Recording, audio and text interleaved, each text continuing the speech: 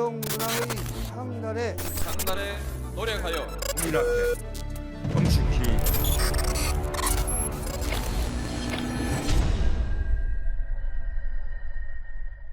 네, 안녕하십니까. 정치비와 그땐 왜 시작하도록 하겠습니다.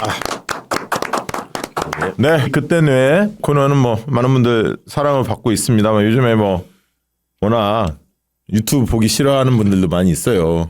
예. 예, 그래서 이제 최근에 좀 주춤하는 양상이 있는데 다시 한번 많은 분들 좀 관심을 호소드리면서 이 정치비와 그때의 코너는 장인수 기자가 진행하는 저널리스트 그리고 최강욱 TV, 박시영 TV가 함께 만드는 코너입니다. 많은 분들 사랑해 주셨으면 좋겠고요. 자, 오늘 주제는 희대의 판결이라는 주제를 가지고 오늘 여러분들과 이야기를 좀 나누고 싶은데요. 최근에 이 한덕수 판결도 있었고 막 이러다 보니까 많은 분들이 너무너무 힘들어합니다. 장인수 기자는 맞습니다. 요즘에 어떻게 보내고 계십니까? 평정심을 좀 잃었습니다. 제가 진짜 멘탈이 강한 기자로 네. 그 MBC 다닐 때도 유명했거든요. 웬만하면 안 흔들린다고.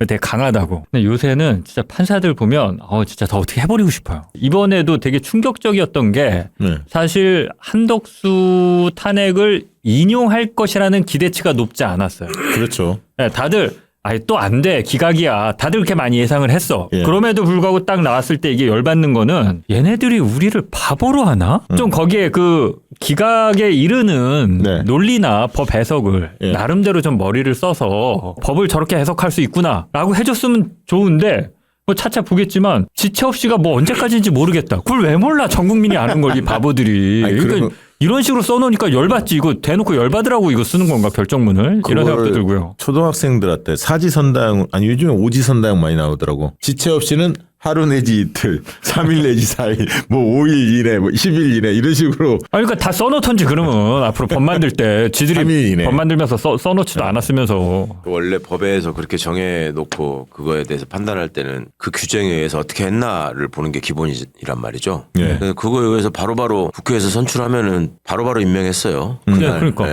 과거에 선례를 그게 보면. 지체 없이의 뜻인 거지. 근데 그거를 지가 창조해가지고 뭐 상당한 기간 내 어쩌겠네. 그 상당이라는 말이 판결에 들어가면 그건 내 마음이다 이 말이거든. 그러니까. 판사 마음이다. 그러니까 이제 그런 게 수법인데 아까 장 기자님도 얘기했지만 뭐 이렇게 판결문을 쭉 읽어내려고 하는 과정을 이렇게 듣고 있으면 네. 전문적인 훈련을 받은 사람들은 법적인 거를 저렇게 적용해가지고 판단하는구나. 그래도 논리가 저렇게 되니까 그렇죠. 그러네. 이렇게 이게 돼야 되거든. 그렇죠. 네. 그래야지 이게 사회가 안정이 되고 헌법재판의 맞아요. 권위가 수고에 사람들이 그거를 믿게 되는데 아니 듣다가 저게 말이 돼? 이렇게 돼 버리니까 지금. 그러니까요. 그나마라도 빨리라도 했으면 또 몰라. 그러니까 이제 그거를 받아들이기가 너무 어려우실 수밖에 없는 거고. 근데 이제 저는 사실은 그렇게 멘붕이 오거나 뭐 이렇게 힘들지는 않아요. 원래 그런 종자들이라는 걸 알고 있었기 때문에. 그러니까. 나는 한편으로는 혹시 솔직히 뭐 좀 쌤통이다 뭐 이런 생각도 들어. 내가 서울법대 출신 수준 낮다고 내가 몇백 번을 얘기했으면 내가 법조인들 얼마나 기회주의적인지 아니 그때 몇천 번을 얘기했는데 1년 후배 김복형 과 1년 후배라면서요. 그래. 거기 한 명 빼고 다 서울대 법대 동문이요. 아니 헌법재판관. 진짜 김복형 참 블랙홀로 떠올랐죠. 어처구니가 없다. 어처구니가 없다. 네, 블랙홀로 김복형. 떠올랐어. 그러니까 이게 자기의 직책 이름이 뭔지만 알아도 어떻게 해야 되는지가 바로 나오거든. 다른 거 다 어이없었지만 국회 경비대장이 국회의원들은 들어가게 막고 군인들은 안내하고 내가 그 놈을 보면서 아니, 저런 황당한 놈이 있나 했었는데 그 목현태 이거는 헌법재판관이잖아요. 헌법을 기준으로 모든 거를 판단해야 되는 사람인데 지네가 헌법을 무시해. 거기 앉아가지고 그러니까요. 그것 때문에 그게 제일 열받는다. 기가 막히는 거지. 아니 이럴 거면 헌법재판소 왜 필요해? 진짜 날려버려야지. 만약에 윤석열 아마 만에 하나라도 정말 기각이 된다든가 이런 어처구니 없는 일이 일어난다면 아마 헌법재판소 날려야 돼요. 근데 다른 데에서 다 헌법을 무시해도 헌법재판소는 가장 엄격하게 헌법을 적용해야 되거든요. 그렇지. 다른 데서 다 인권을 무시해도 국가인권위원회가 예. 다 인권의 가치에서 모든 거를 봐야 되듯이. 근데 이것들이 지금 뭐 완전히 자기 그냥 직장이고 자기 월급만 나오면 되는 거지. 그 직책이 갖고 있는 무게나 상징을 몰라요. 저는 생각을 안 해. 그런 의미에서 오늘 이제 가져온 주제가 바로 희대의 판결인데 과연 희대의 판결 대표적인 게 어떤 게 있었는지 좀 이따 짚어보기로 하고 일단은 이 사법부 판결 믿을 수 있나 이 부분을 좀 더 짚어본 이후에 기억나는 희대의 판결 이야기를 좀 나눠보도록 하겠습니다. 그러니까 지금 어제 그제 뭐 저희가 추미애 의원님 모셨더니 추미애 의원께서 판사 출신이시잖아요. 그 얘기를 하시더라고요. 법전은 상식의 요약이다. 한마디로 그렇게 정리를 하더라고요. 상식에 반하는 판결이 아주 많아요. 사실. 이거 어떻게 봐야 합니까? 그러니까 그들만의 리그에서 자기들끼리의 딴 세상이 있는 거죠. 지금도 이 상황을 겪는 걸 보면 남의 나라에서 벌어지는 일처럼 행동하잖아요. 그러니까 그 전에 날짜를 어떻게 정하느냐에 따라서 수백억이 또 아낄 수도 있고 왔다 갔다 한다라는 얘기도 몇 번을 했어요.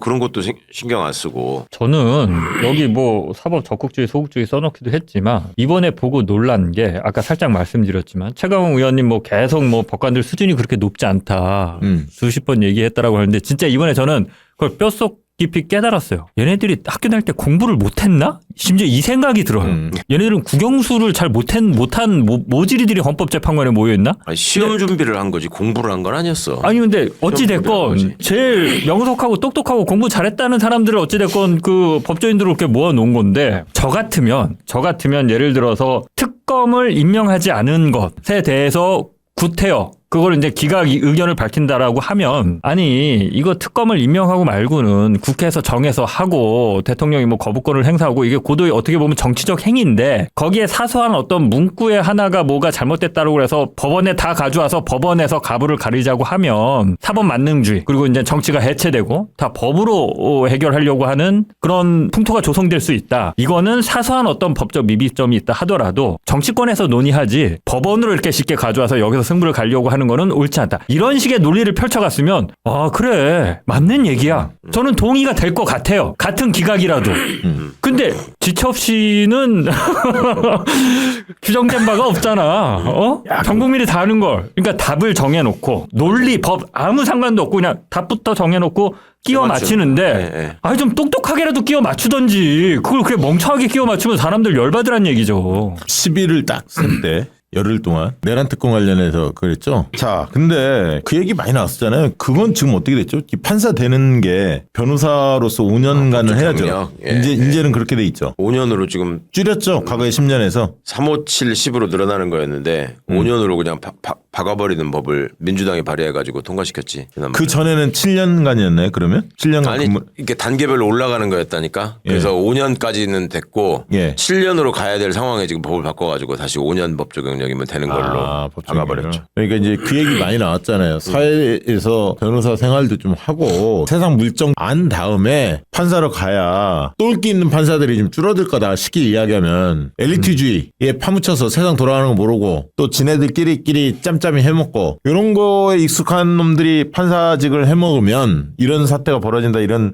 비판들이 많았었는데 결국 5년으로 못을 박았네요. 그럼 앞으로 나온 사람들 다 5년 동안만 로펌이든 이런 데 가 있다가 판사로 들어가는 거죠 지금. 그렇죠. 그것도 이제 원래 판사로 시험 성적이 좋아서 원래 된 사람들만 그렇게 가는 거죠? 아니. 지원을 할 수 있나 누구나? 변호사 시험을 본 사람 중에 나중에 이제 법적용료 5년이 채워지면 거기 가가지고 뭐 이렇게 기록 놓고서 판결문 쓰는 시험 한번 보고 면접 보고 인성검사하고 이래가지고 뽑는 건데 이게 이제 심각한 문제죠. 애초에 거기를 가서 이걸 내가 판사를 해야 되겠다 하는 사람들이 점점 줄어들고 있다는 게 법원 행정처의 주장이거든요. 그러니까 로펌이나 이런 데 간다 이거죠? 그러니까 로펌의 그러니까 업무 강도는 비슷한데 돈 많이 주는 데로 간다. 뭐 이렇게 된다는 거고 그러면은 법원이라고 하는 데가 단순히 그냥 판결문을 만들어내는 공장이 아니라 그 법원이 가지고 있는 사회적 역할이나 위치라는 게 되게 중요하잖아요.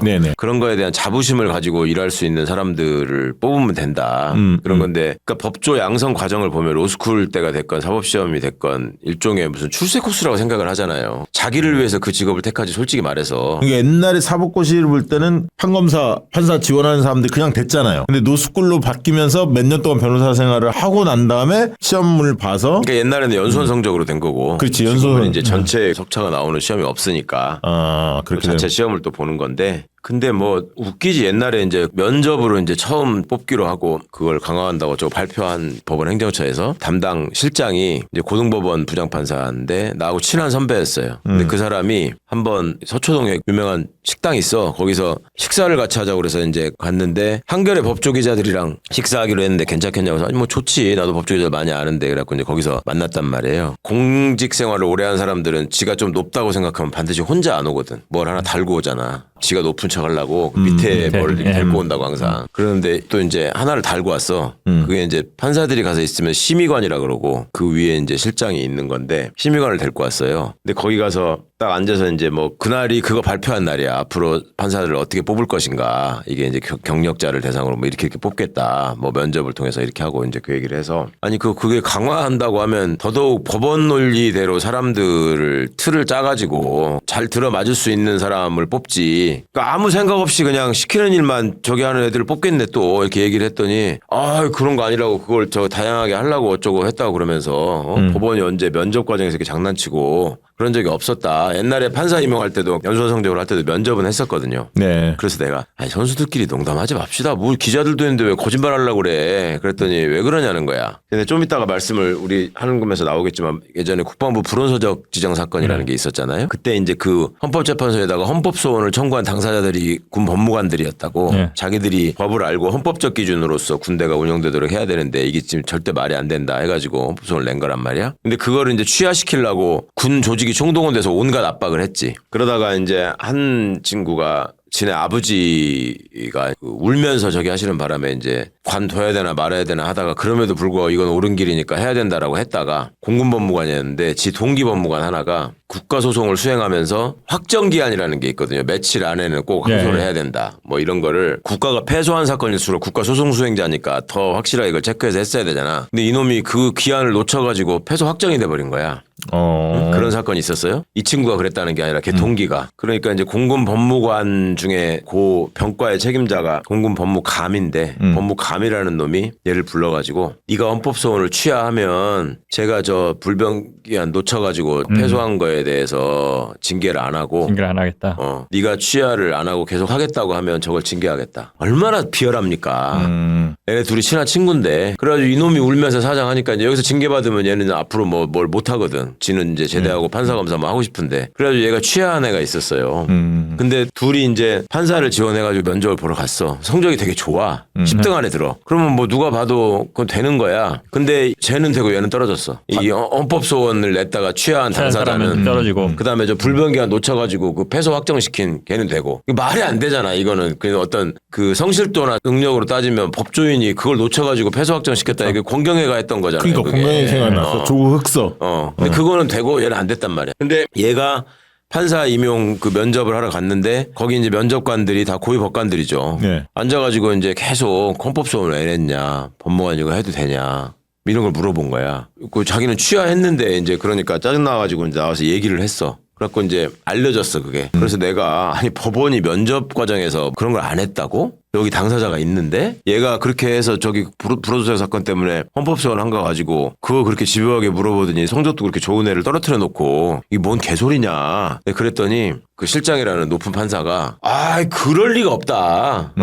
그게 말이 안 된다. 뭔가 오해가 있는 거지. 그럴 리가 없다고 막 한 거야. 이게 의원님이 의원 시절에 만난 거죠? 변호사 때. 불온소생 사건이 언제 때 이명박 때 얘기요. 그러니까 이건 박근혜 때쯤 만나서 한 얘기인데 그렇게 얘기를 하니까 이제 기자들은 쫑긋 세우고 들을 거 아니야. 이게 지금 누구 말이 맞나. 기자 입장에서 얼마나 흥미로운 주제야 이게. 뭔가를 발표했는데. 근데 그 심의관이라고 판사 하나 달고 왔다 그랬잖아요.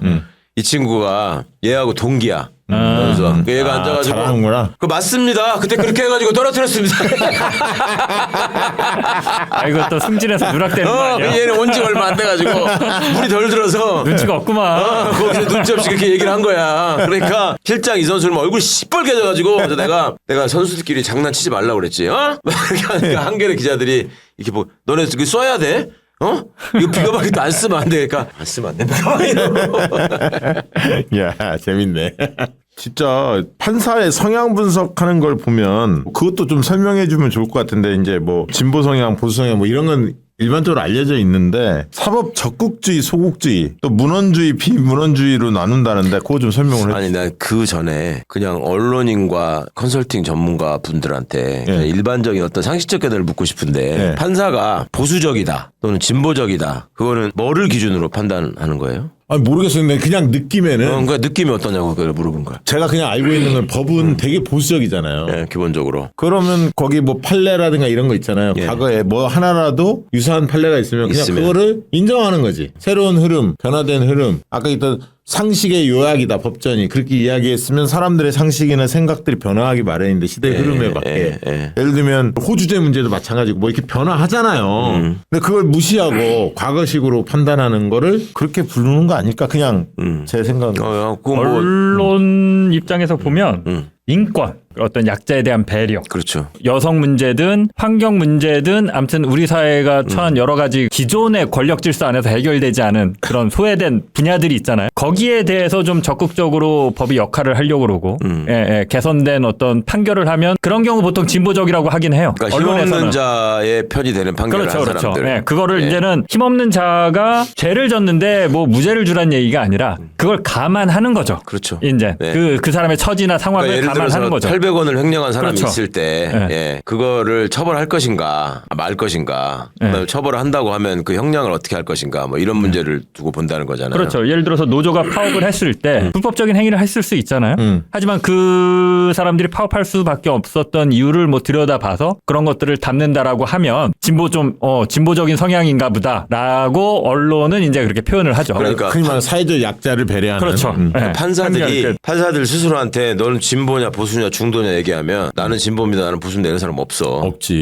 그런 얘기 안 하겠지. 지들은 다 중립이라 그래. 그렇지, 그렇지. 그렇게 얘기하는데 사실은 이제 언론이 보는 그 시각에 따라서 사실은 그렇게 분류를 하죠. 그래서 제가 헌법재판관이나 대법관 인사청문회 때마다 그걸 물어봤어요. 당신을 지금 언론에서는 중도라고 분류하는데 동의하냐? 동의한다는 사람도 있고 아니라는 사람도 있고 뭐 그 분류하는 게 왜 그러는지 모르겠다는 사람도 있고 뭐 이래요. 그럴 것 같은데? 그러면 진보적인 판결, 진보적인 법관이라고 하는 거는 뭘 말하는 것 같냐? 그러면은 말을 못 해. 그게 내가 볼 때 생각이 없어서 말 못하는 게 80%고 얘기를 하면은 그거 규정지었다고 책 잡힐까봐 말 안 하는 게 20%인데 그러니까 왜냐하면 청문회 때마다 늘 고민하다가 결국 안 물어봤던 게 가장 최근에 당신 읽은 책이 뭐냐 이걸 물어보고 싶었는데 없을 거거든. 책을 안 읽어요? 절대 안 읽어요. 설마. 그러니까 그게 문제라니까. 그래서 내가 쌤통이라고 하는 거야. 책 읽는 걸 좋아하는 사람들이 판사가 되잖아요. 책을 우리가 말하자면 삶의 양식이 되고 지혜가 되는 책을 읽는 게 아니에요. 이 책을 읽는다면 판례집이나 그렇지. 이런 거 읽으면 몰라도 한강책 이런 거 안 읽는 거야. 한강 뭐 맨부커상이 뭔지 이런 거 몰라. 모르겠지. 그거를 내가 물어봐서 답을 하는 꼴을 보게 되면 국민들이 사법에 대한 신뢰가 너무 훼손될까 봐 내가 그거는 못 물어보겠더라고. 그래서 내가 물어보세요. 그 사고방식을 내가 저기 하려고 저기 법원의 주인이 누구냐 이런 걸 물어본 적은 있어. 내가 김영두 같은 사람한테 그 판사라 그래. 헌법재판소의 주인은 그럼 헌법재판관이겠네. 그러니까 그렇대. 그럼 국회의 주인은 국회의원이네. 그러니까 약간 망설이더니 그렇대. 그래서 문제라는 거다 당신들이. 그러니까 이따위로 판결을 하고 저렇게 하는 거예요. 이 근본적인 거거든. 근데 아까 이제 보수 진보 얘기를 왜 말씀을 드렸냐면 사법 권력에 대해서 지금 이제 하도 저렇게 준동을 하면서 사람들 열받게 하고 속타게 하니까 이제 다 선거를 뽑자. 왜 판사들은 저 임명으로만 하냐 이렇게 말씀하시는 분들이 상당히 많잖아요. 근데 애초에 사법부를 구성할 적에 이거를 선거가 아니고 임명직으로 한 이유가 있거든. 애초에 이제 삼권 분립을 설계한 사람의 입장에서는 그러니까 입법부하고 행정부는 선거를 통해서 선출을 하잖아요. 대표자를. 그러면 다수가 뽑은 사람이 되는 거잖아요. 근데 사법부마저 선거로 뽑으면 다수가 세 개의 권력을 다 한 손에 쥐고 소수를 완전히 밟아버리는 일이 되는 거예요. 다수의 독점. 그래서 그거를 막기 위해서 사법부는 그 선출을 하지 않고 민주적 정당성을 가진 대통령으로 하여금 임명을 하게 해서 대법원장을. 그러면 사법부를 직선으로 하는 나라들이 있잖아요. 법원장 같은 거나 선거를 하는 거지 전체 판사를 선거로 뽑는 데는 없단 말이에요. 법원장만. 불가능한 일이잖아요. 근데 법관 자체는 헌법기관이라고 하잖아요. 의원처럼. 그러니까 그걸 말하는 거예요. 뽑지도 않았는데 왜 헌법기관이냐. 이 의미가 행정부하고 입법부가 법을 만들고 집행하는 데 있어서 다수의 의사만을 기대서 그걸 관철하려고 할 때 이 얘기는 그러면 소수의 권리를 대변을 해야 한다. 사법부는 기본적으로 애초에 만들어진 이유가 소수자와 약자를 대변하고 그걸 지키라는 게 사법부의 임무야. 근데 그거를 하면 진보적인 판사라 그래. 원래 자기 거를 하는 게 보수적인 거잖아요. 네, 네. 근데 그거를 제대로 하면은 진보적인 판사라 그러고 행정부나 입법부가 국가 우월적인 사고에서 그냥 밀어붙여가지고 예를 들어 4대강 사건 같은 거 그냥 쭉 가버리면은 그거 법원이 제동 거는 거 보셨습니까? 그냥 가잖아요. 다 면죄부 주죠. 예. 그러면서 이제 매몰병이라고 얘기는 안 하지만 이렇게 다 벌어져 버렸기 때문에 어쩔 수 없다 뭐 이런 식으로 하거든. 그러니까 그런 일들을 쭉 해왔기 때문에 이게 이제 사법 소국주의하고도 연결되는 거고. 그죠? 그것이 법원의 사명인 것처럼 얘기하는 자들이 지네가 지네를 정통법관이라 그래. 그게 왜 그렇게 하냐 그러니까 법은 안정성이 제일 중요하다. 법적 안정성이 제일 중요하다. 사회를 혼란하게 해서는 안 된다. 근데 사법부가 마지막에 판단을 하면서 다른 얘기를 해버리면 사회가 혼란해진다 이거야. 그러면서 그게 법관의 정도인 것처럼 이게 이제 보수고 이런 애들이 한 70% 돼요. 그게 이제 보수고 아까 이제 사법 소국주의라고 그렇죠.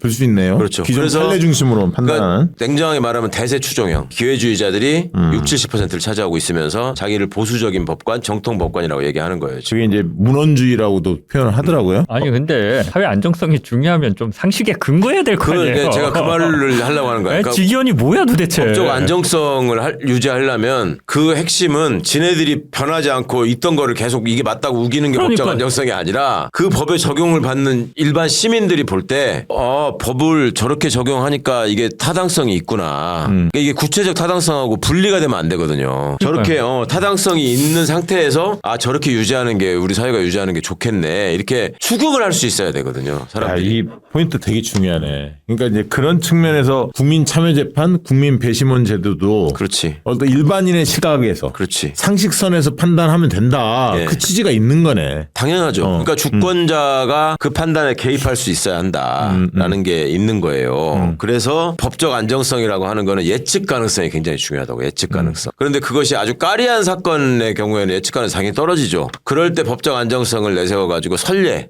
판례 이런 걸 따라가는 건 어쩔 수 없는 측면이 있지. 근데 지금처럼 이렇게 내란 상황이나 헌법 위반 상황이 온 국민이 다 뭐 명백한 상식적인 상황에서는 네네. 그걸 그대로 따라가는 게 예측 가능성과 법적 안정성을 주는 거잖아요. 근데 그걸 지금 앞장서 무너뜨리고 있는 게 지금 가장 큰 문제인 거예요. 그것도 판사들이. 네. 저 궁금한 게 그런 이상한 판결을 한 사람들 있잖아요. 이 벌을 주는 제도가 있어요? 그러니까 독일은 그래서 네. 프랑스가 왜 그 괴뢰 정부가 BC 정부였잖아요. 네. 그래가지고 드골이 나중에 이제 그 수복을 하고 나서 BC 정부의 부역자들을 철저하게 처단했다 뭐 이런 얘기를 하잖아요. 네. 그중에 대표적으로 제일 많이 잡아다가 저기 한 게 판사예요, 판사. BC 정부 때 판사.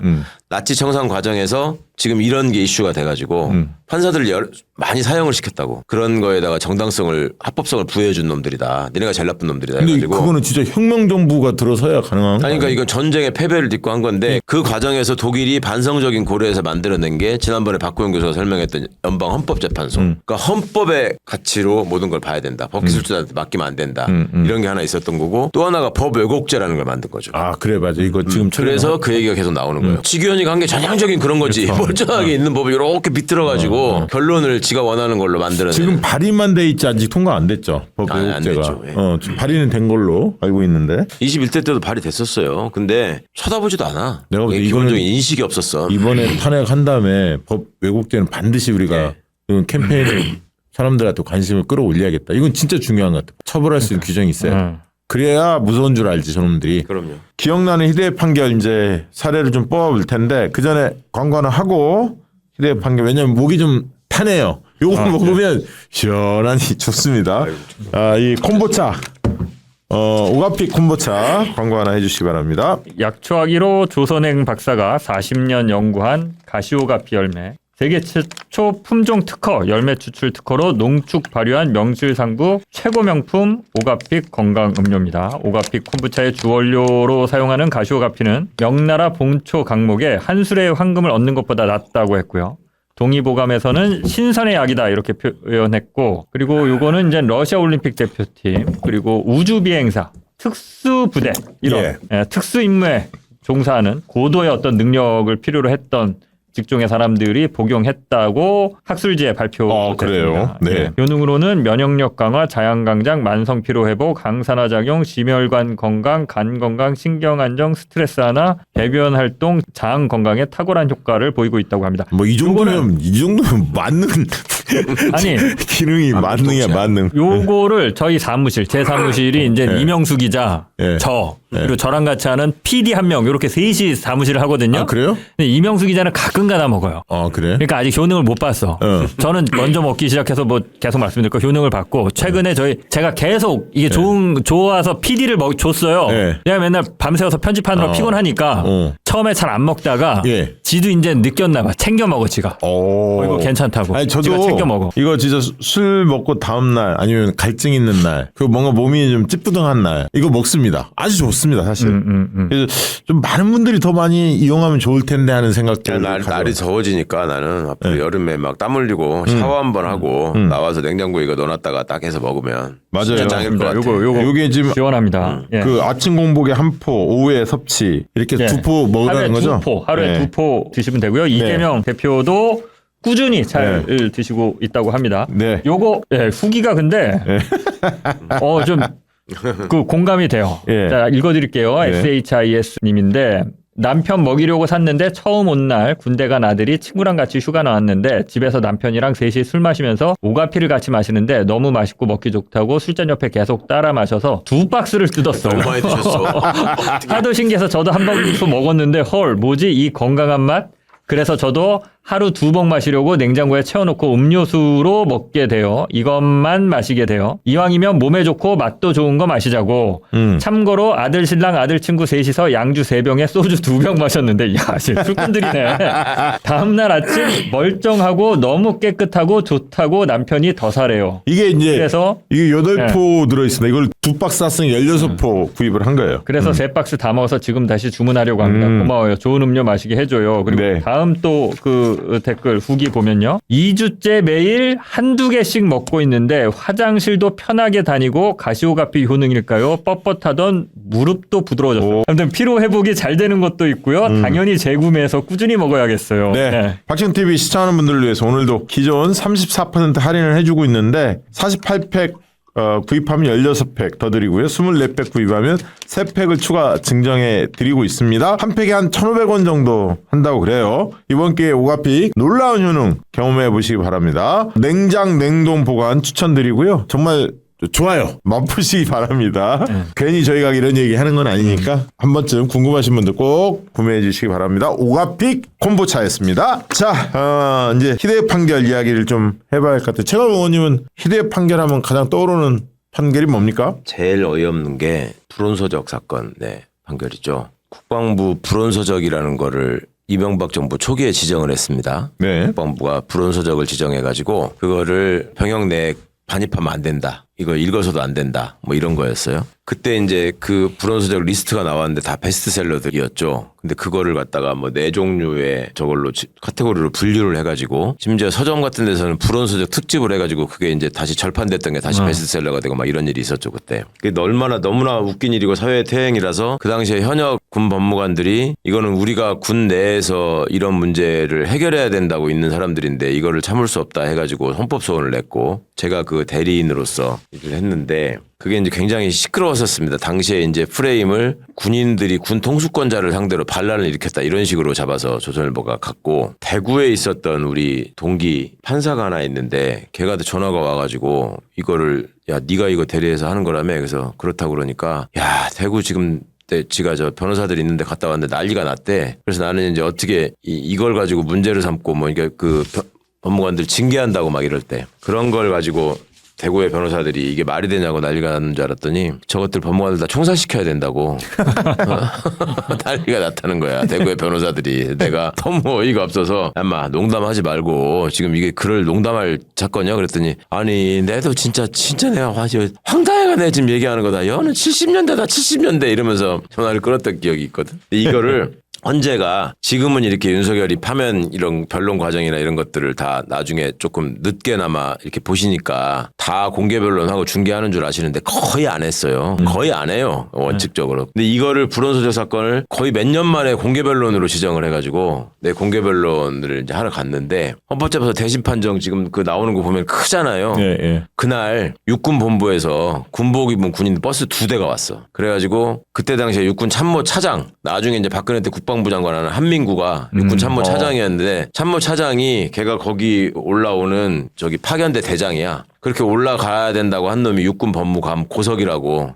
전에 부승찬이 있는 데서 나와가지고 우리 동네 출마했던 이회창 아들 병역비리 없다고 했던 그 낙선했던 저기 한 놈 있는데 부승찬한테 졌어. 고석이가 그때 법무감이라고 이제 이 법무관들 파면을 주도하고 뭐 저기 했던 당사자예요. 헌법소원이 있고 그 다음에 이 법무관들을 파면시키고 그러고 나서 공개 변론이 있었던 거예요. 네. 근데 이제 이 헌법소원이 있었던 이 불온소작 사건 그 주심 재판관이 이번에 우리 소추인단에 소추인 대리인단에 있었던 송두환 헌법재판관이 주심 재판관이었고 원로잖아요, 송도환.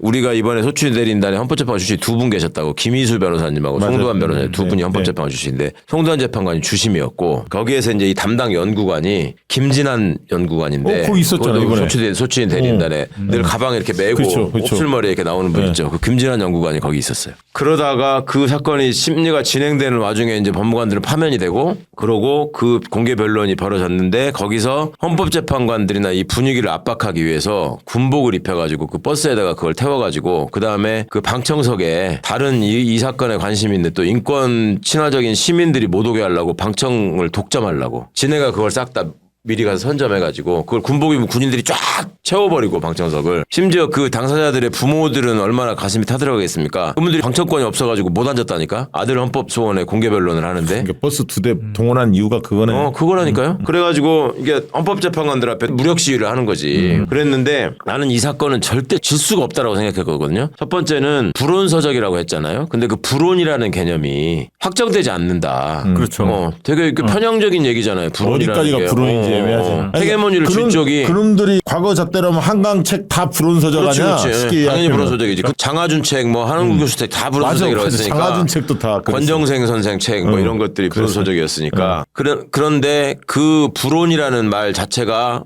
불특정한 개념으로서 이거 여러 가지를 사상과 양심의 자유, 학문의 자유를 제약할 수 있잖아요. 그래서 이거 자체가 위헌이다. 근데 심지어 또 헌법재판소가 전에 한 판례 중에 불온 통신을 규제하는 그 법이 있었는데 법조항이 있었는데 그게 불온의 개념이 문제가 있다라고 해가지고 그게 위헌 결정을 내린 판례도 있었어요.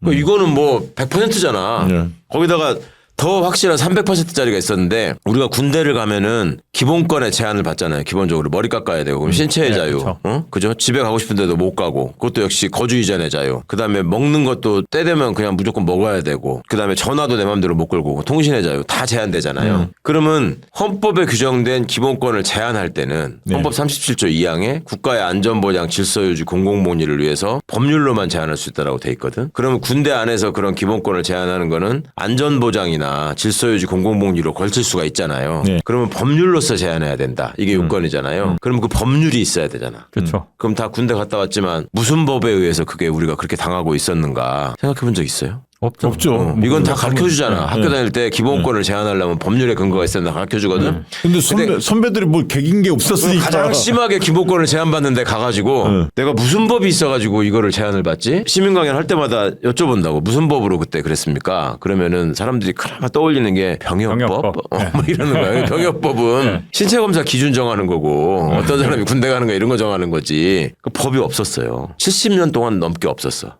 군인 복무 규율이라는 대통령령으로 다 제한하고 있어 기본권을. 그러니까 이거는 애초에 헌법 위반이잖아. 그러네요. 법률로만 할 수 있게 돼 있는데. 그러니까 윤석열이가 계엄 선포 요건 어긴 거하고 똑같은 수준이에요 이게. 그러니까 이거는 질 수 없는 사건이라고 생각했지. 그리고 당시에 이명박 정부 초기여서 헌법재판관들이 다 노무현 정부 때 임명된 새로운 사람들이 있어. 그러네. 그렇잖아. 그때 뭐 저 한나라당 추천 이런 것들 뭐 한두 명 빼고는 그러니까 구성으로 보나 판례로 보나 그 열린우리당이 다수석이었으니까. 헌법 규정에 써 있는 한글로 보나 이건 질 수 없는 사건이잖아. 게다가 중간에 이놈들이 파면까지 시켰잖아요. 그러니까 이런 무도한 상황에서 이거 질 수 없다고 생각했는데 졌어. 그때 헌법재판관 중에 한 사람이 그 이번에 저 윤석열이 저기에 대리인으로 나와가지고 계몽령이라고 얘기하고 윤석열이 뒷자리에 앉아가지고 계속 이렇게 의자 긁으면서 졸던 사람 있지. 그 이름 받아라? 조대현. 조대현. 그 사람이 그래. 그때 헌법재판관으로 있고 그랬었는데 졌어요. 7대2로 졌어 그것도. 그러면 이거는 엄청난 노비가 들어간 거네? 노비 여부를 떠나서 군인들의 시주가 일단 먹힌 거고 그 다음에 그 이명박 때 분위기.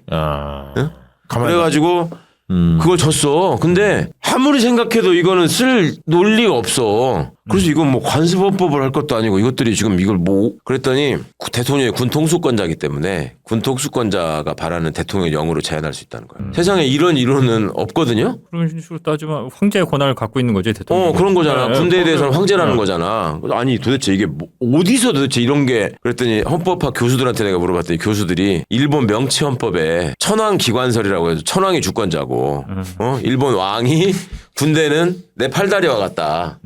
이게 천황 기관설이거든. 거기에 의거한 얘기야 이게. 그 유신헌법 때나 있었던. 그러니까 이 사람들이 유신헌법으로 고시 공부했던 사람들이 이랬나 보다라고 하고 우리가 쓴웃음을 지었던 적이 있는데. 억지로 찾은 거 아니야? 막 찾다 못 찾다. 그렇지. 말도 안 되니까 이제 갖다 붙이는 건데. 근데 더 기가 막힌 건 말입니다. 파면되고 징계받은 법무관들이 있잖아요. 네. 예. 그럼 이 사람들 징계 취소하는 소송이 또 있잖아요. 예. 행정소송으로 간단 말이에요. 그렇죠. 그거를 1심 갔는데 1심에서 졌어. 1심 재판장이 누구냐면 그거 하고 나서 나중에 박근혜 정부의 법무비서관이 된 김종필이라고 있습니다. 경북대를 나온 친구인데 거기 졌어. 2심에 올라가니까 2심에서 그 고등법원의 부장판사가 재판장이 조금 있다가 재판을 진행하다가 대법관이 됐어. 김용덕이라는 사람인데 그러다가 이제 결심을 안 하고 대법관이 되니까 재판장이 바뀌었을 거 아니에요. 그 새 재판장이 왔는데 김창석이라고 고대 나온 사람이야. 근데 이 사람이 재판 진행하는 게 영 이상해. 이거는 사실은 징계 사유가 뭐냐면 헌법소원을 제기했다는 게 징계 사유야. 그렇죠. 근데 헌법소원을 냈다라고 하는 거는 기본권의 행사잖아요. 그렇죠. 그러니까 1심에서 재판장이 그 박근혜 비서관 됐다는 그 김종필이가 아니 설마 이게 징계 사유에 헌법소원을 냈다는 건 그건 징계 사유가 아니죠? 포함 안 돼 있죠? 그러니까 아니 그거 맞습니다. 포함돼 있습니다라고 얘기를 했어. 군 쪽 대리인이 법무관이었는데 그래서 내가 이거 조서에 기록해달라고까지 했어. 그랬는데 그거를 헌법소원을 냈다는 이유를 들어서 징계를 해야 된다고 써야 되잖아요. 그거는 없는 얘기인 것처럼 해가지고 1심, 2심을 다 졌어 우리가. 근데 2심을 질 때 지기 전에 이거는 질 수가 없다. 1심은 워낙 저건 꼴통이라고 생각됐던 판사였으니까 그렇다 치고 2심은 이겨야 된다라고 했는데 어떻게 했냐면 2심 판사가 고대를 나왔다 그랬잖아요. 그때 이명박이가 고대였잖아. 그 대법관이 이제 임기가 끝나가지고 바꿔야 되는데 고대 나와서 고등법원 부장판사나 법원장을 하면서 대법관 물망 바운더리에 들 수 있는 사람이 딱 2명밖에 없었어요. 근데 그 중에 한 사람이 그 전에 한번 대법관 물망에 올랐다가 떨어지면서 기자들이랑 자기 아는 사람들한테 이메일을 보내가지고 성원에 부응하지 못해서 죄송합니다. 뭐 이런 이메일을 보내가지고 그 무리를 빚은 사람이 있어. 그리고 기사까지 돼가지고 이 사람은 안 된다. 그럼 이 사람밖에 없다. 이게 재판장이야. 김창석이라는. 그러니까 사람들이 와가지고 다른 많은 변호사들이 나를 돕겠다고 와서 이렇게 있었는데 다들 거기서 뭐 헌법이 어떻고 법리가 어떻고 뭐 이런 걸 얘기하는 게 아니라 저게 고대 나와서 대법관을 노리느라고 이거 패소시킬 가능성이 높다. 응? 이명박을 상대로 했던 일이니까. 근데 에이, 설마 그래도 판사인데 줬어. 그래서 대법원을 갔어요. 그러고 가고 나서 이제 정권이 박근혜로 바뀝니다. 박근혜로 바뀌니까 그때서야 이제 밀려있던 판결들을 막 해요. 그 이명박 때 눈치 보느라고 안 했던 판결들을 대법원이. 예? 그렇게 기회주의적이라니까. 네. 근데 그 상황에서 2017년 그때쯤에 뜬금없이 한겨레 기자가 전화가 와가지고 나한테 이 불온소득 사건 그 징계 취소 사건 맡고 계시죠 아직도. 그래서 그렇다고 그랬더니 그거 아직도 판결 안 나왔죠. 그래서 안 나왔다고. 근데 아니 그거를 지금 몇 년 지났는데 그게 있었던 건 2009년이거든. 왜 지금 이걸 물어보시냐 그랬더니 한겨레가 이명박 때 법원이 얼마나 비겁했나를 취재하느라고 최장기 미제 사건 이거를 따져봤다는 거야. 그랬더니 그 징계 취소 사건 그거 2심에서도 우리가 졌다는 거. 네. 그게 최장기 미제 사건이야. 그러니까 대부분 확정 안 된 상태에서 2017년 현재. 예, 2017년 현재. 계속 눈치 보더라고 안 하는 거예요, 판결. 안 하고 있다가 나중에 누가 판결했는지 아세요? 9년 만에 나중에 김명수가 대법원장 돼가지고 전원합의체 판결에서 나왔는데 그때 대법원 판결을 어떻게 쓰냐면 1심, 2심에서 다 법무관들이 이렇게 하면 안 됐다고 징계가 맞다고 했던 놈들이 예. 그렇게 정권 바뀌고 한 10년 가까이 흘러가지고 저기를 하니까 문재인 정부 때. 이거는 불호소득 지정 자체가 위헌이다. 막 이렇게 쓰는 거야, 대법원이. 이게 말도 안 되는 걸 가지고 징계를 했기 때문에 당연히 다 취소돼야 된다. 그러느라고 거의 10년이 흐른 겁니다. 이 뻔한 사건을. 그러니까 저는 뭐 별로 그렇게 충격도 없고 그렇다고 말씀을 드리는 거예요. 이런 수준이라고. 그럼 여기서 그 윤석열 탄핵 선고 관련해서는 어떤 생각을 갖고 있습니까? 그러니까 판사들이 어디로 튈지 모르잖아. 이거 가지고 이제 걱정하시는 분들이 계실 텐데 예. 이 불온소득 사건은 사실관계에 대해서 사람들이 안다고 하지만 정확히는 잘 몰랐어요. 그 안에서 얼마나 이상한 일이 벌어지고 했는지를 징계에 관해서는 더 몰랐지. 그런데 계엄 관련한 이 사건은 국민 다 봤잖아요. 국민이 지금 다 봤고 그게 커. 국민이 맞아요. 봤다는 게. 어려운 사건이 아니고 그 다음에 헌법이나 개헌법의 규정이 너무너무 명확해. 그러니까 내가 아까 말한 뭐 불원통신이 어떻고 뭐 기본권 제한이 어떻고 하는 거는 찾아봐야 아는 거예요. 그거는. 네, 네. 근데 이거는 너무나 분명한 사안이기 때문에 뭐 천하의 저기가 와더라도 아니 관습헌법상 계엄 선포를 이렇게 해도 된다 뭐 이렇게 할 수가 없잖아. 그렇죠. 지금까지 구성했던 네, 이 네. 애들의 수법을 보면 네. 그 다음에 뭐 대통령은 원래 지 맘대로 해도 된다. 아까 말한 천황기관설처럼. 저렇게 돼. 김용현이나 막 구속됐던 인간들 있잖아. 다 풀려나야 돼. 윤석열 기각되면. 그렇죠. 당연하지. 그러니까 내가 지금 말한 이 기가 막힌 일들에서 적용했던 그런 논리를 갖다 대더라도 안 되는 사건이에요. 이거. 알겠습니다. 네. 자, 우리 장인수 기자는 기억나는 희대의 판결 뭐가 있습니까? 저는 사실 네. 기자 초년병 시절까지는 검사나 판사들에 대한 그냥 믿음이 있었던 것 같아요. 근데 그게 흔들린 게 이제 검찰에 대해서는 간첩 조작 사건이 저는 사실 되게 많이 흔들린 게 70년대, 80년대 군사정부 때까지는 공안 통치를 하기 위해서 이 조작 사건들을 했잖아요. 민주화되고 나서 삼김시대 거치면서 이제 그런 건 사라졌겠거니 했는데 그 믿음이 흔들렸던 게 이제 서울시 공무원 간첩 조작 사건. 아, 유호성. 네. 네, 유우성 사건. 네, 네. 그거는 이제 검사들이 조작을 국정원과 같이 조작을 하려다가 들켜서 결국 이제 무죄가 났잖아요. 네네. 근데 밴드 여간첩 사건이라고 있어요. 그 뉴스타파가 그 비슷한 시기에 이 사람은 간첩으로 대법원까지 확정 판결을 받아요. 그건 간첩인 거지. 근데 이제 말씀드려 볼게요. 이게 뭐냐면 북한에서 탈북자인데 내려와서 국내로 들어왔는데 국정원과 검찰 조사에서 나는 간첩입니다. 라고 자백을 해요. 그래갖고 그 자백 때문에 1심, 2심, 3심까지 다 유죄를 받는데 그 자백을 유지하면서 근데 이 사람이 국정원 합식센터에서 조사받을 때 당신 간첩입니까? 라고 거짓말 탐지기 검사를 2번 해요. 2번 하는데 아니요 저는 간첩이 아닙니다 라고 답을 했는데 2번 다 진실 반응이 나와요. 간첩인데 진실 반응이 나온 거잖아요. 그러면 국정원과 검찰이 이거를 어떻게 조서를 쓰느냐. 북한 보위부가 약을 발명했다라는 거예요. 거짓말 탐지기를 피하는. 피하는. 내가 간첩이란 사실을 까먹게 되는 약을 개발을 해서 그거를 밴드, 고약 형태로, 고약을 이제 밴드에 붙여갖고 그거를 거짓말 탐지기 조사를 받기 전에 패치 형태로 네, 붙였다는 패치로 거예요. 이걸 어디 신체 일부에 붙이면 네. 자기가 간첩이라는 사실을 까먹는 거지. 그것도 되게 신기하죠? 아니, 그런 약이 실제로 있어요? 패치가? 있겠습니까? 나 참, 씨. 이게 조서에 나오는 거예요. 근데 자 생각을 해보세요. 여기서 맹점이 뭐가 있느냐. 북한에서 탈북자가 들어오면 국정원이 바보입니까? 머리 끝에서 발끝까지 다 벗겨요. 그렇지. 그래서 다 압수를 해서 다 하고 다 갖다 버리든지 다 조사를 합니다. 그렇게 뭐 하겠죠. 뭔가 위험한 게 있을까? 예, 예. 실제 간첩일까? 예. 그리고 새로 옷을 줘요. 그러면 이 사람은 그걸 어디다 숨긴 거야? 국정원과 검찰의 그 조사에 따르면 브래지어 안쪽 그 브래지어 그 패드 예. 넣는 데 있잖아요. 예, 예. 거기다 숨겼다는 거예요. 그래서 뉴스타파가 물어봐요. 아니 니네 다 알몸 검사하는데 브래지어는 왜 검사를 안 했니? 그때 이 사람에 대해서만 브래지어는 검사를 안 했다는 거야. 브래지어를 착용을 했다는 거야. 그러니까 일단 이게 말이 안 되고 두 번째 국정원에서 거짓말 탐지기 조사를 할 때 예를 들어서 하루 전이나 2-3시간 전에 당신 이제 좀 이따 거짓말 탐지기 조사할 거니까 준비하세요 이렇게 얘기해 주겠습니까? 네. 그냥 있는데 데려가서 거짓말 탐지기 조사 시키는 거예요. 너 간첩 아니야? 이렇게. 근데 이 여성은 미래를 내다보는 신통력이 있는 거지. 2시간 후면 내가 거짓말 탐지기 조사를 받을 거야. 지금 가서 내가 미리 준비해 놓은 약을 붙여야지. 라고 하고 약을 붙이고 거짓말 탐지기 조사를 받았다는 거야. 그러니까 이게 말이 안 되잖아요. 네, 예. 처음부터 끝까지 말이 안 되잖아요. 그리고 심지어 조서에는 이 여자와 같이 탈북한 남자도 간첩이라고 적시가 돼 있어요. 둘이 같이. 내연 관계니까 둘이 같이 보위부로부터 지령을 받았다. 근데 검찰은 여자만 기소를 해요.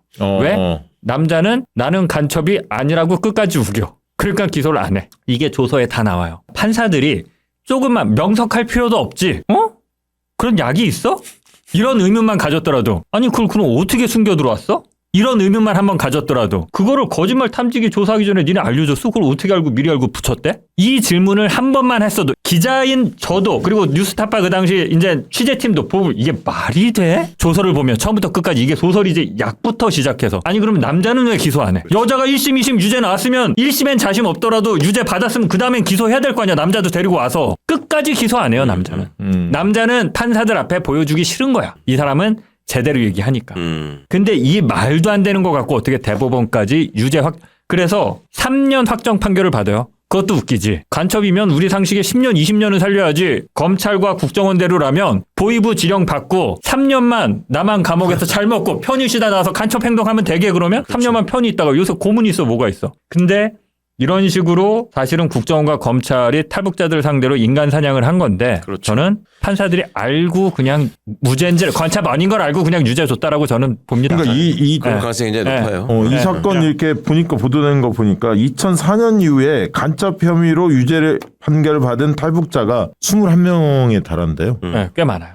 그러니까 아까 탈북자 아까 얘기했던 실적 올리기 비슷한 것 같아. 그러니까 실적 올리기로 간첩으로 어거지로 만들어가지고 보내면 맞아요. 예. 법원 놈들은 또 간첩인데 무죄 판결했다고 너도 빨갱이냐 이런 소리 듣기 싫어서 그냥 싸게 형 해가지고 또 유죄 판결을 그러니까. 하는 거예요. 그러니까 3년. 아주 네. 비겁한 거지. 이거를 한원구 교수님이 예. 사법부라는 책을 쓴 게 있는데 예. 거기 이제 결론이 그런 거야. 독재 정권 시절에 보면은 정말 말도 안 되는 판결들이 너무 많은데 그때 사전에 판사들을 압박하기 위해서 데려다가 고문을 했다거나 때렸다거나 아니면 끝나고 나서 무슨 끌고 갔다거나 이런 적이 단 한 번도 없었어. 군사 독재 정권에서. 알아서 긴 거야 다. 옛날에 박정희가 쿠데타 직후에 옛날에 대법원의 위헌법률 심사 사건이 있을 때 국가배상 사건에서 그걸 위헌 결정을 했다고 그 대법관 집을 찾아가서 한번 저기 한 적은 있었거든요. 근데 그 사람도 고문을 하거나 때리지는 않았어. 그냥 압박만 한 거지. 네. 그것도 판결 난 다음에. 근데 그 뒤로도 이승만 때도 그렇고 박정희 때도 그렇고 전두환 때도 그렇고 판사를 두들겨 편 적은 한 번도 없는데 알아서 기었다. 그러고 나서 한 번도 제대로 반성하지 않고 호의호식하면서 잘 살고 있다. 자 그리고 저도 몇 개 찾아보니까 윤석열 정부의 첫 대법관 맡은 사람이 오석준이라면서요? 예. 오석준? 이 사람 판결했던 거 보니까 황당하더만. 버스 기사가 400원씩 2번 횡령을 했대요. 400원. 17년간을 근무를 했는데 400원 2번 횡령을 해서 총 800원을 횡령했는데 해고 통보를 했대요. 버스 회사가. 그런데 이 부분에 대해서 인정을 한 거예요. 왜냐하면 이유를 보니까 횡령 이외에 해임할 수 있는 다른 징계 사유가 명시가 안 돼 있고 예. 회사 규칙이나 이런데 신뢰관계가 깨졌다. 이렇게 하면서 800원 횡령한 사람한테 해고 통보를 했는데 반면에 검사가 유흥주점에서 한 4번 술값 향응을 받았대요.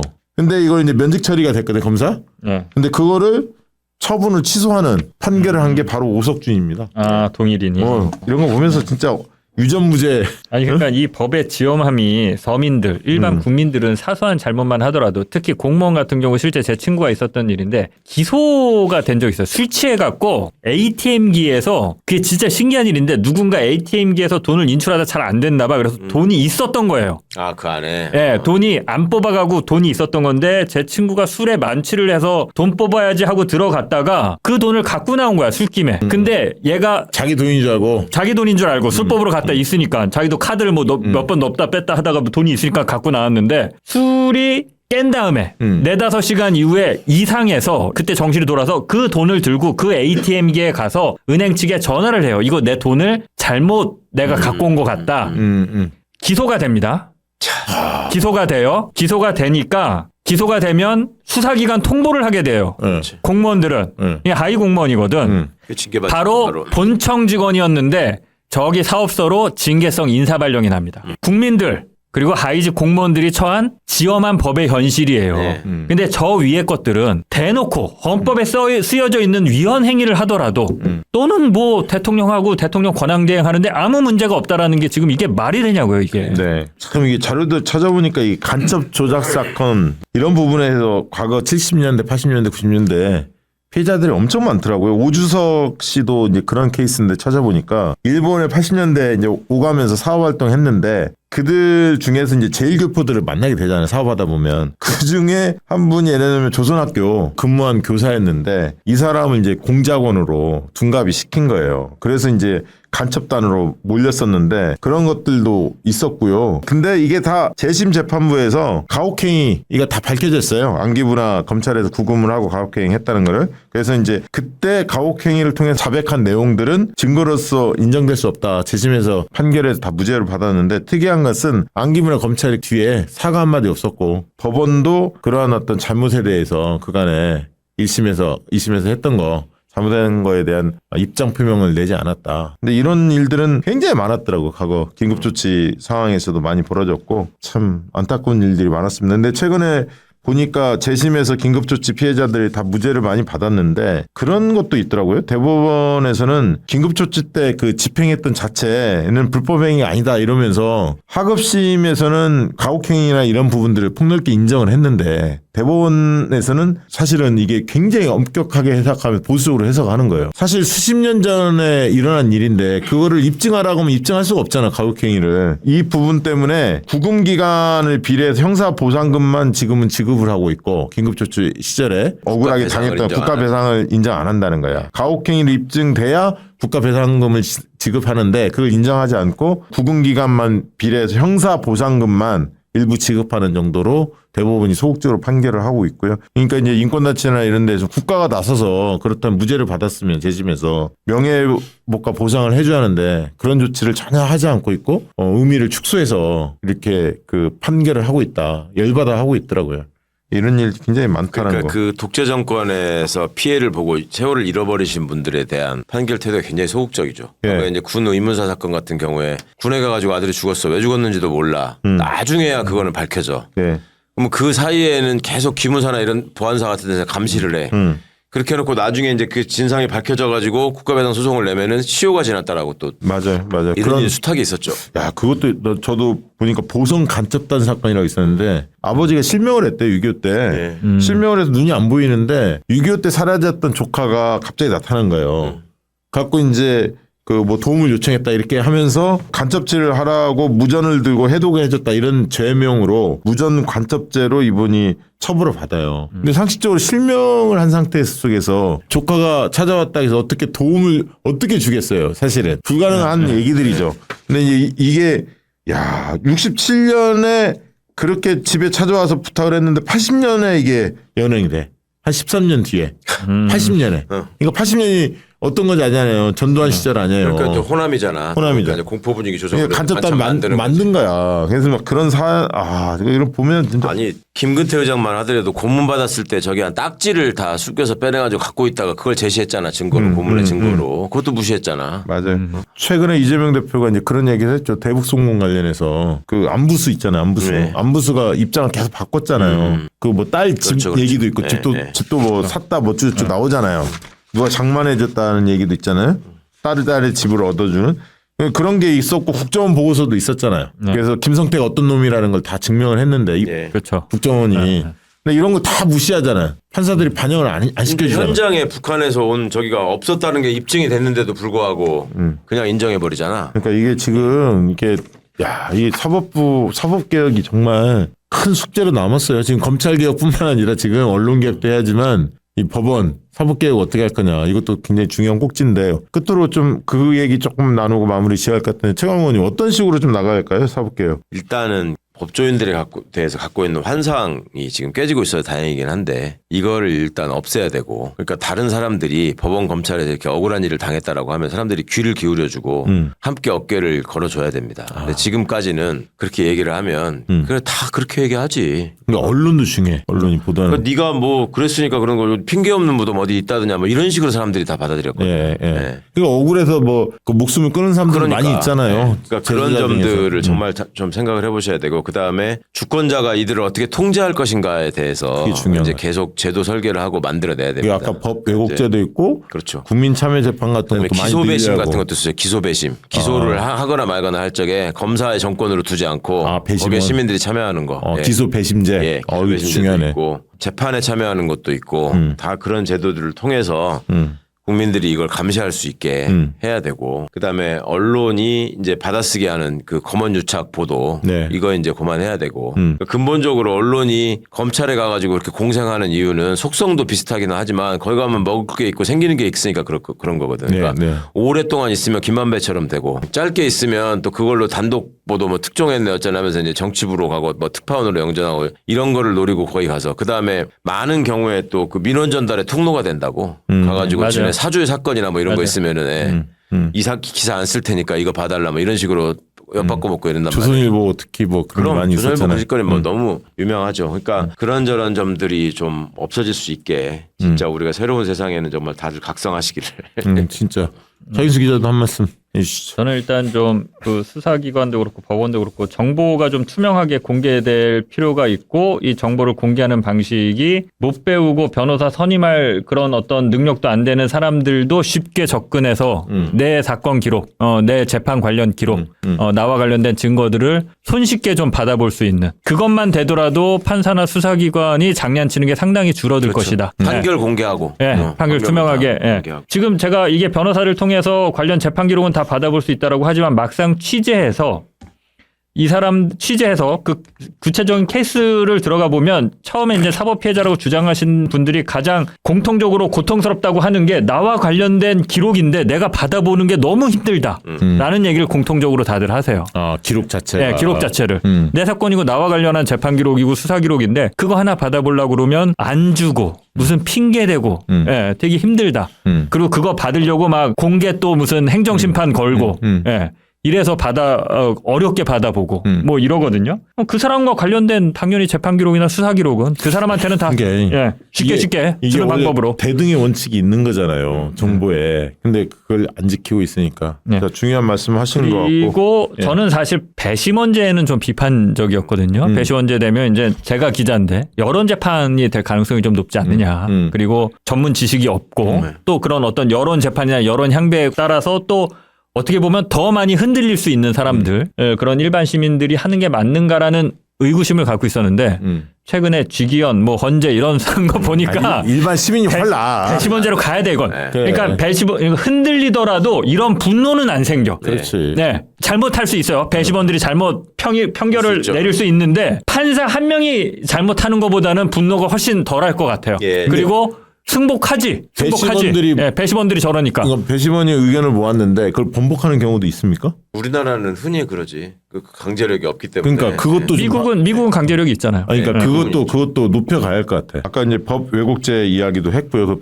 다음 정권에서는 반드시 통과시켜야 할 것 같고, 그 다음에 이제 유튜브나 저희도 마찬가지지만 억울한 사연들을 많이 있잖아요. 예. 이런 것들을 적극 알리는 노력도 필요해 보여요. 그래야 어디 가서 하소연할 때가 있어야 언론도 마찬가지로 유튜브들도 그 역할을 좀 해야 하지 않을까 생각됩니다. 중요한 이야기 오늘 다뤄봤습니다. 요즘에 법원 때문에 열받는 일 너무 많았는데요. 희대의 판결 좀 다뤄봤는데 많은 분들이 보셨으면 좋겠습니다. 오늘 방송은 이것으로 마치도록 하겠습니다. 고맙습니다. 그렇습니다. 감사합니다.